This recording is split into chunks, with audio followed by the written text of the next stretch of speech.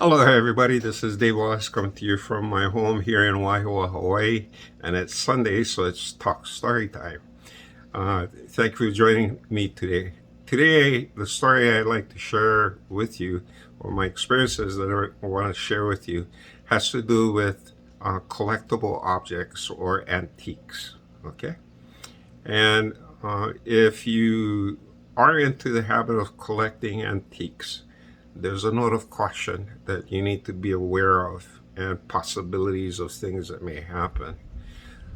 From a Hawaiian perspective, as well as other native perspectives, personal objects that people, once owned, like the clock in the back there, painting up here, the chair that I'm sitting on, all of these personal objects that once that belongs to me and or other people, once it passes on from me to another person, my mana remains in that object.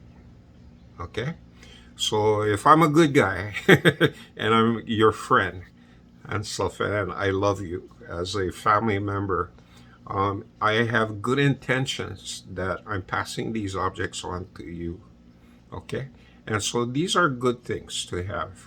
Family heirlooms are good examples of collectibles that carry really positive energy, especially something that belonged to your kupuna, yeah? The hair comb, bracelets, necklaces, personal objects, tools that you may inherit from your grandpa or your father. All of these things have good money inside them. And, if you have them, then, you're very blessed. Okay?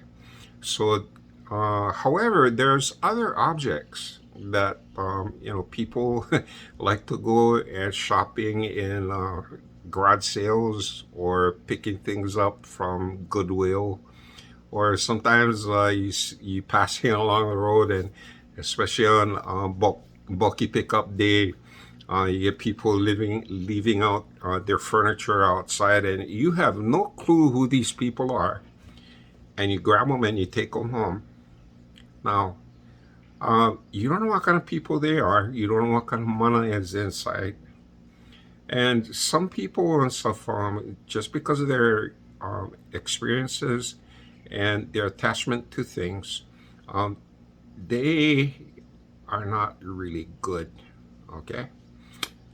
Give an example and stuff. Imagine, you know, owning an object that a person spent many, many years or hours on end just sitting on this object and sulking and then complaining and thinking of all kinds of negative things. And imagine if this is a piece of furniture that soon ends up in your home.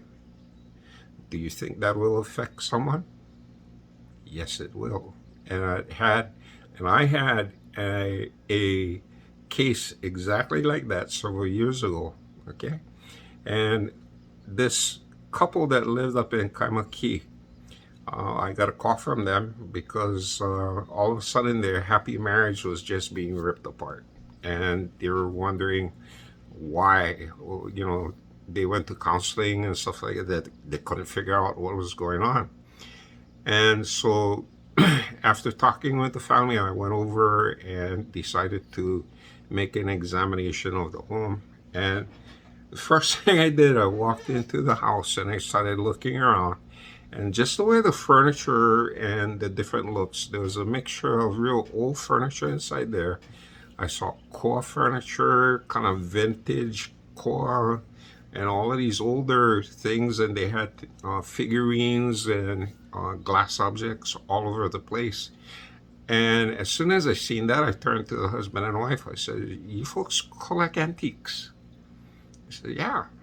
"Oh, wow, how you know?" I says, "Yeah, I can see there's kind of like furniture and different things from different time periods look like." And they're surprised that I realized what was in there.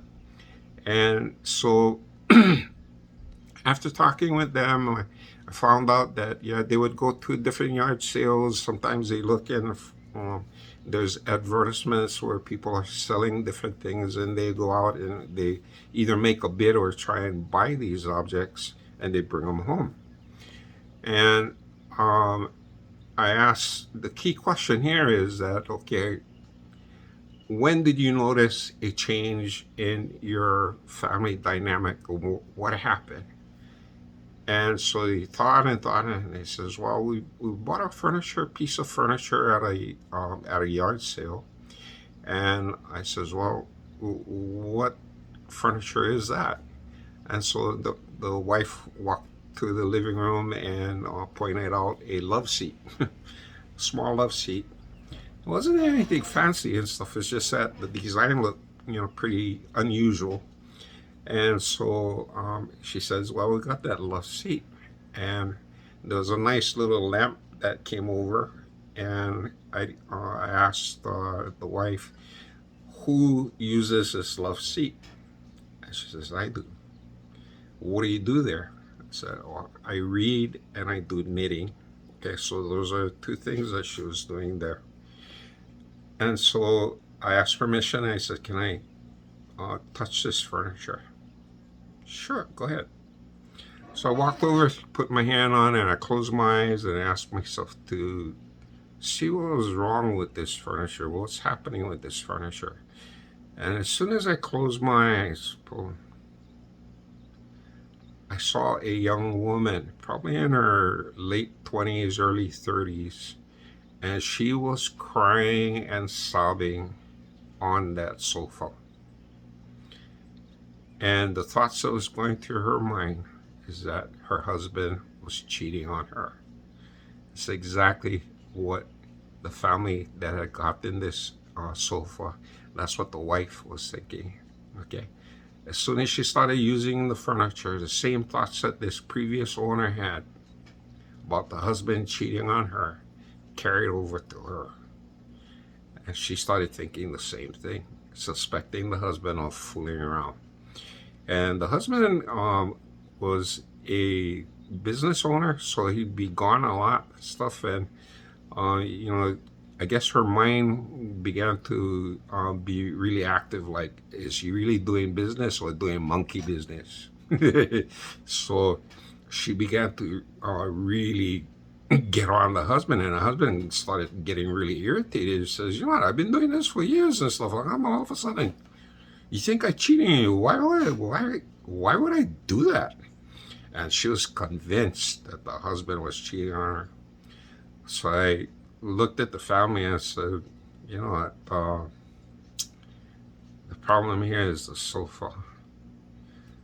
All of the energy, this negative energy this previous owner had, is embedded in here. So let's see what would happen if you guys get rid of this sofa. Get rid of it. There's no need for this." And so right there, they took it out and put it out took it out of the house, and they began rearranging things. And as I started walking through the house and looking at other objects, there are other objects that were probable problems that could create later on, dealing with relationships and stuff. So I told the family to get rid of these things. And the reason why I'm sharing this with you is that, your home is your sanctuary. It's a sacred place where you should be very careful about what you bring into the home. And when you bring in other people's problems into your home, guess what? They become yours. Okay? And so be very careful and selective about the things that you decide to pick off the side of the road or somebody's house, because you may be taking in somebody else's problem they're trying to get rid of, and you take them home and it's yours. Okay? And so be very careful with that. If you're moving into a brand new home, check everything around inside the interior of the home and make it yours. Okay? And if you can, especially the beds that you sleep in, the furniture that you're going to be using all the time, the utensils, make sure that they are either yours, that belong to yours, or they're brand new. Okay, that way you can infuse these objects with your mana without worrying about creating another layer because many of these antiques has layers and layers and layers of other people's mana over time. Imagine owning an object that belonged, to one of these kings and stuff, especially the Russian Tsar that, his entire family got wiped out. Good grief. The tragedy and the tragic energy that's inside of these personal objects. So the lesson for today is, again, collectibles are okay if you're the first owners. However, if there's been multiple owners of these objects and stuff, do your due diligence, do your homework, find out what happened with these people, and if there tragedy, if there's tragic moments attached to these objects and stuff, perhaps you don't want to bring that into your home. However, if it was, it has a history of bringing happiness and good luck to the people that own it, then it's something that is good to bring into your home. Okay. Anyway, so food for thought, and this is Dave Wallace saying mahalo for watching, and catch you folks later. I will be posting the Powerball numbers on Tuesday. And for those of you looking for interesting book to read, I still have The Journey of Our Souls available on Amazon. You can get an ebook, e-copy there, or you can get a paperback. And if you want a hard copy with my signature in there, you can check my website, thejourneyofursouls.com. Okay? And again, this is Dave Wallace from Wahiawa, Hawaii, saying aloha.